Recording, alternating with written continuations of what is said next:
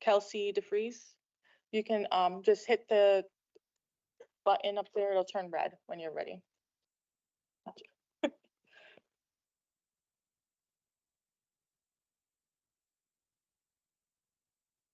Once it's red, and then you'll have 3 minutes to speak, okay? You're good. Perfect. Good evening, board, teachers, students, and community. My name is Kelsey DeFries. I'm a student at Fairchild Wheeler's Aerospace Engineering program. The military academy will be integrated into our campus at the start of the next school year. Although rumors have been spread about this all year, first official confirmation of this move was only given to administration on May 22nd of this year. It was later sent out to parents, students, and staff on May 28th. This occurred with no official communication to staff of either school before the decision was reached, only whispers that consisted of maybe, possibly, and we don't know yet. Dr. Royce Avery came to Fairchild on Thursday of last week, promising to shed some light and answer questions that the student on our campus had about the sudden change to our environment. Arrow was the first of 3 schools to meet with our interim superintendent. Approximately 300 students piled into the auditorium after lunch, sitting in front of our 4 administrators, including Dr. Avery. Teachers and staff were escorted out, despite not being told about the nature of this closed-door meeting and amid safety concerns. 300 students with 4 administrators. We were told this event was going to be a Q&A for our student body. It was a 15-minute lecture that gave many students no new information and only told us that BMA would be coming to our school, a choice that was never involved us or staff. We were told we would have no choice and must accept the decision as is.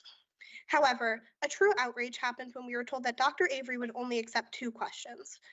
When one of our students asked a very well put together question about why our school was chosen and no others, our students cheered. Because of this, Dr. Avery refused to receive any more questions, appearing flustered and upset that every student there was voicing their support. Students left that meeting more confused and upset than when Dr. Avery first arrived, causing a few to go online and start spreading nasty messages about BMA as a whole. We would like to make this clear. We are not against the staff or students of BMA. They are a part of our student body now, and as a part of our student body, we refuse to let administrators put them in such a poor position, to the point that they are worried that their academic lives are at risk. We have several questions, and at this time, they will not solely be aimed at our interim superintendent. They will also be aimed at Mrs. Charlene Russell Tucker, the commissioner for the Connecticut Department of Education. Mrs. Tucker has gone through multiple listening sessions, heard every audit, and yet still. We have gone through 5 superintendents, still lacking a permanent one. We have lost librarians, social workers, support staff, and teacher assistants. Our bus routes have been cut. We have been offered less food for school lunches and at worse quality. And now we are merging schools. I understand that we could only have 2 of our questions answered, and I understand he may not have all of the answers at this time. So I would like to offer the board some questions that our students have about this change, given to you by my fellow student, James Stanton, who has copies of the questions for you as well if you cannot answer them at this time. Next, James Stanton. You have 3 minutes as well. Okay, I would first like to pass out some questions to everyone.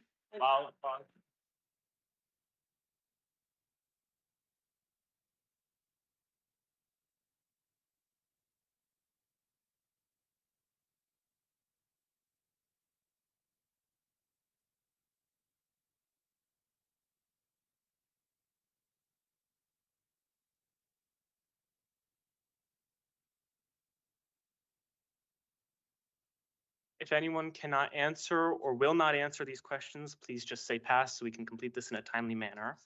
We don't do Q&A back and forth, but we can respond via email. So Okay, you wanted to, can you respond publicly? as of now, we can't respond at a board meeting per our bylaws. Can you make a press release at least?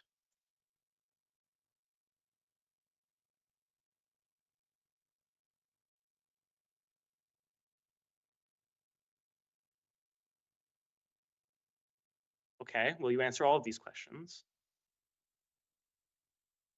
Okay. My first question does not appear on the sheet. My first question is that you have reported that Fairchild Wheeler hosted BMA in our first year. Why was that stopped? That is my very first question. Why did we put an end to that? If it only started when we only had 2 years of students coming here, there was clearly a reason that that could not continue. Now for the questions on the sheet. First, a few for you, Dr. Royce Avery. First, why did you not meet with Fairchild Wheeler before the decision was made? You expressed your discontent with that and promised to do better, but I still don't understand why. Second, why did you have a student-specific meeting before you had a meeting with the teachers? Why not discuss with the staff? Would it not have been sensible to gain support with Fairchild Wheeler staff to facilitate the move? Why do you not allow teachers into the room during the meeting on Thursday, June 4th? Was it safe to have 300 students in a room with only 4 or 5 administrators? You claimed that you would build 9 to 10 classrooms inside the campus, but BMA has over 25 teachers. Will the rest of the staff be stationed outside? Will they be stationed in Fairchild Wheeler classrooms? How are you going to deal with pushback? You've seen much pushback, and yet I've seen none of it addressed directly. And you claim to be more transparent in the future, and I would like some examples of how you plan to achieve that, because as of yet, I see nothing of the sort. Now, a few questions for anyone who may be able to answer on the board. How will you facilitate BMA's morning formation? Will they bring needed custodians, nurses, and kitchen staff, or will more be hired? How will you ensure that these classrooms will be suitable for the number of students that you are bringing in?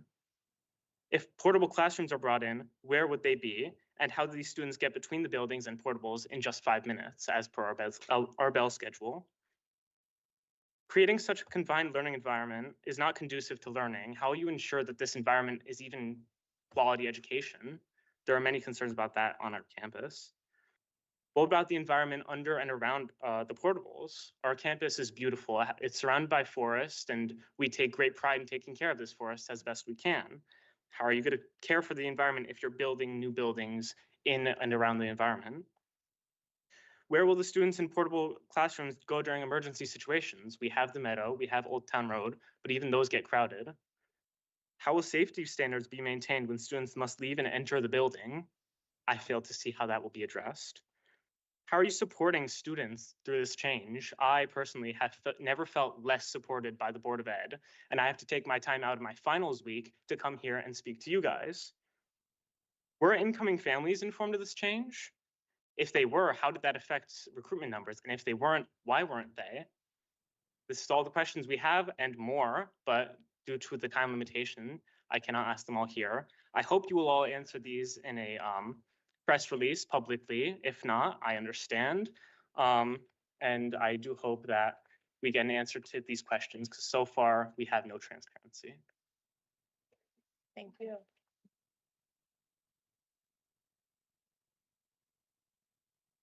Mr. Nelson, Steve Nelson? The mic's on already. It's already on. Hello, everybody. And Mr. Nelson, you'll have 3 minutes. Respect to the board. Hello, everybody. I'm here tonight because as a community person, I have some issues that I want to bring to the board. I'm not here to speak. I'm here to speak with community concerns. As a retired 35-year school police veteran, grandparent, 3 grandkids that attend Thomas Hooker School. I hear there's so much out in the community. I'm hearing so much out in the community. Some of it makes sense, some of it doesn't. And I'm old enough to understand there's 3 sides to a story. There's the left side, there's the right side, and then there's the truth. So I want to be clear. You know, I'm for justice, no matter who it's for or who it's against. And looking into the eyes of your staff, and I want to say this to you guys, we have to have transparency and respect for one another. We, as the community, have to respect your positions that you hold in our city, and you have to respect the community and be open and not be trying to sweep stuff under the rug. And I am not making accusations. I'm only saying transparency. There shouldn't be no dark side to some of these stories, especially when they're in the community. And we have to look at parents who are asking us questions, kids who are asking questions, and we're not getting any feedback from nobody from Board of Ed. Hooker School is a very good school. I support the principal 100%. I'm sure the parents that in the pack support the principal. She's had a lot of cards to deal with this year, with the SOARS classes and the special ed classes and the closing down the classrooms, which merged kids and made bigger classrooms. And now we're talking about merging again, which will affect one of my grandsons who's going to 6th grade next year. I don't know whose ideas all this stuff is coming from. You know, I don't know who's making these choices, but it's affecting the community. It's affecting a community school. A community school is very, very important for communities where people live at and they can send their kid to their local school. Very important. So we have to, and I know my time's short, madam, we got to figure a way out to do a better job of communication with the community. We really do. Now, again, I'm going to close. I know there's some stuff out in the air, but I just got to leave you with this. Back in 9/11, the whole United States was told, if you see something, say something. So we don't penalize people for saying something. I want to be clear with that. I want to be clear over here with that. People don't get penalized if they see something and they say something. You sit down, you investigate, you come up with an open ending conclusion that we all, if we have to swallow it and it doesn't look good, then we swallow it. But if you got to swallow it, you got to swallow it. Thank you. Thank you. Ms. Moore. Next we have Angelica Mercer.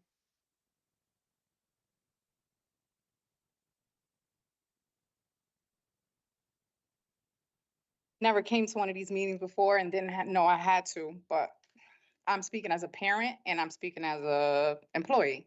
And I want to know, why weren't parents at Thomas Hooker notified that a staff member was under investigation for serious allegations involving a student and yet another young staff member?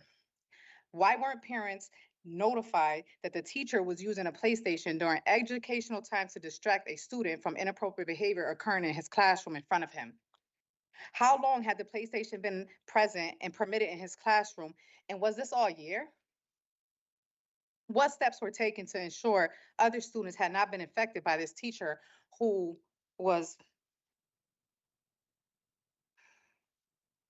had allegations of sexual assault?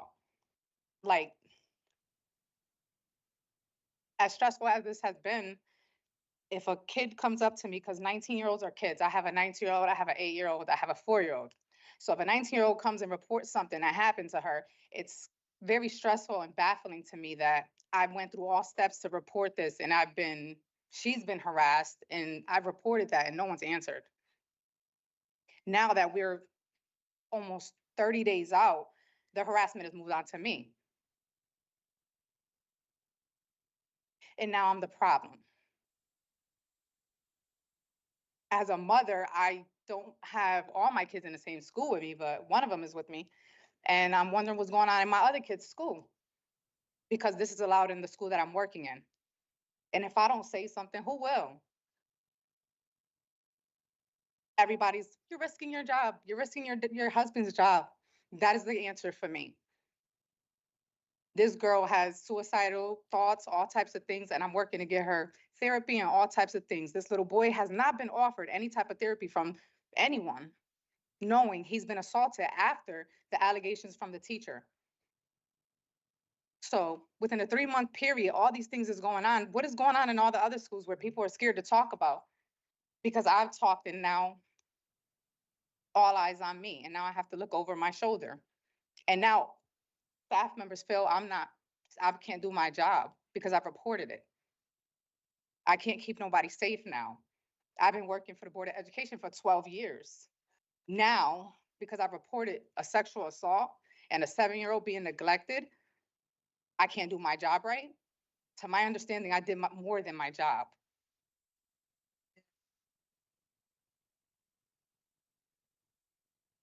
And maybe I have let it get to me a little too much.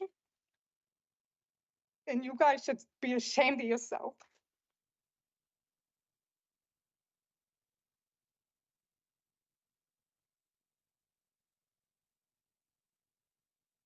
Emma Alamo.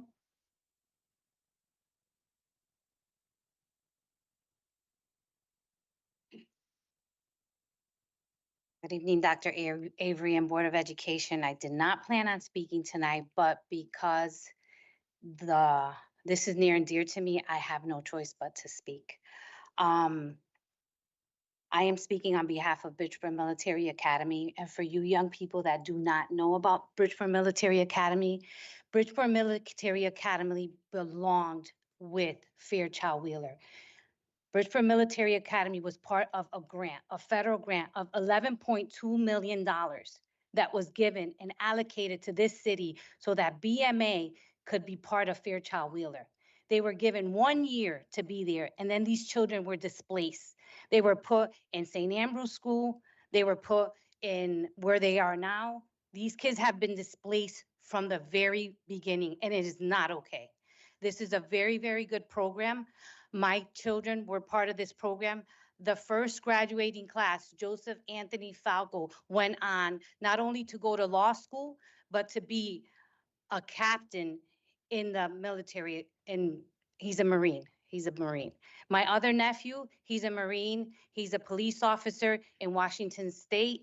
And there's so many other kids that not only have gone on to college, but that they also serve this country. And I also serve this country. I serve these veterans every day.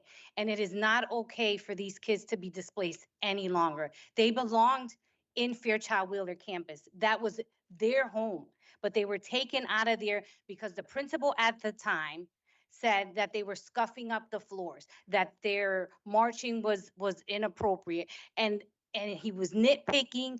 And I remember, and this city councilman was one of the ones that helped me maintain Bridgeport Military Academy.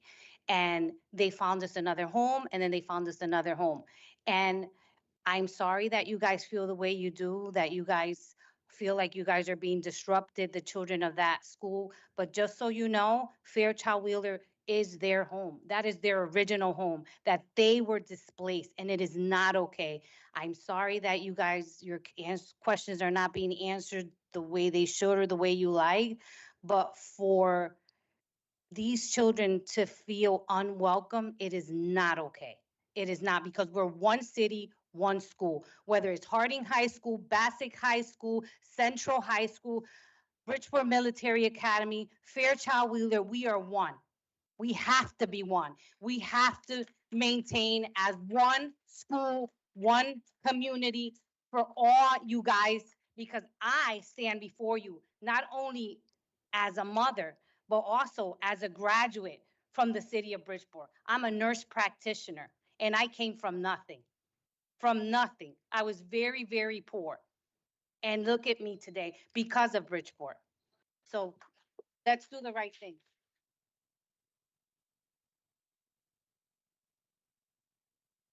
Next up, the last speaker is Mr. Albert Benahan Grajales.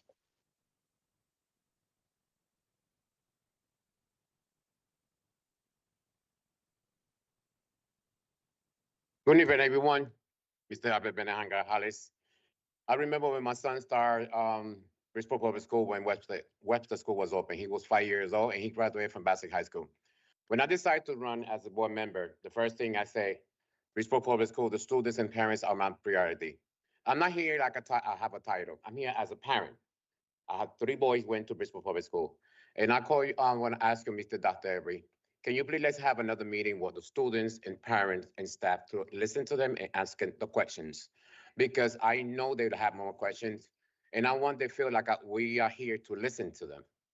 That's one of the priority we're here, to talk to them and to listen to them. We're not here to say you guys not belong to Fairchild Wheeler or the one on Bridgeport Military School. No, we're here to do the best we can for Bridgeport Public School. It's not easy what we're doing. It's good to point people, but they don't come to say, can we help you? What we can do? Dr. Avery and myself and all the board members, we're here to listen to you. We are elected officials. to listen to you. I work for you guys. You guys decide to elect me and vote. I don't get paid for this, but it's a passion what I'm doing. For almost 20 years, I'm doing this.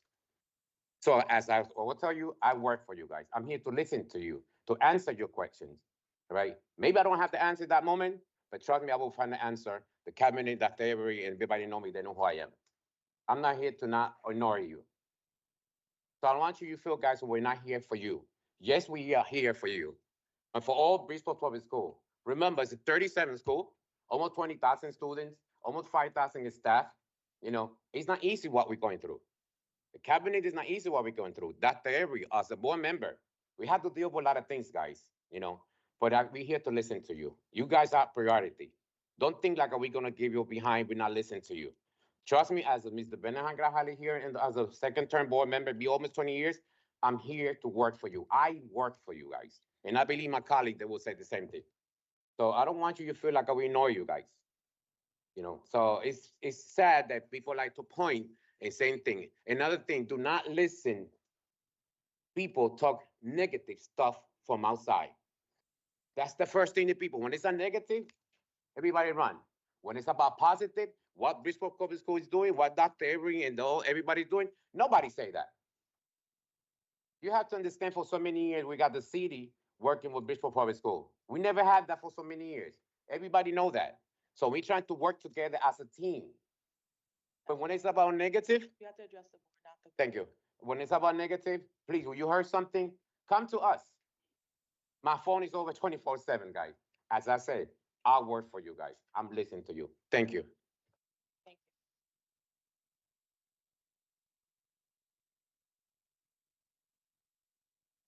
Thank you for everybody who spoke tonight. We're gonna move on to my report.